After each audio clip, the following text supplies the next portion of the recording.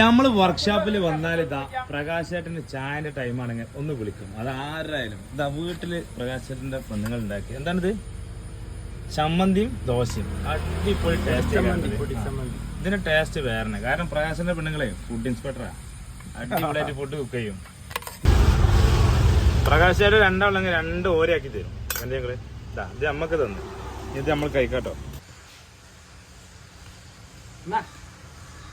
ആ ചമ്മന്തിന്റെ ഒരു ടേസ്റ്റ് വേറെ തന്നെ. കണ്ട് ഞങ്ങൾ കഴിക്കണേ. കണിന്റെ ഇടയിൽ ഫുഡ്. കാരണം സമയം 12 രാവിലത്തെ ചായപ്പള കുടിക്കണം. അപ്പൊ ഇതാ ദോശ എടുക്കുക. നല്ല അടിപൊളി ചമ്മന്തി. വെറൈറ്റി ചമ്മന്തി ആട്ടോ. ഇടയ്ക്കിടയ്ക്ക് നമ്മൾ ഇവിടുന്ന് കഴിക്കണാണ്. കണ്ടില്ലേ? നിങ്ങൾക്ക് കട്ടൻ ചായ ഉണ്ടോ പ്രകാശൻ്റെ അടുത്ത്? കഴിഞ്ഞിട്ടോ ചമ്മന്തി കഴിഞ്ഞ് അടിമുടി പോകും.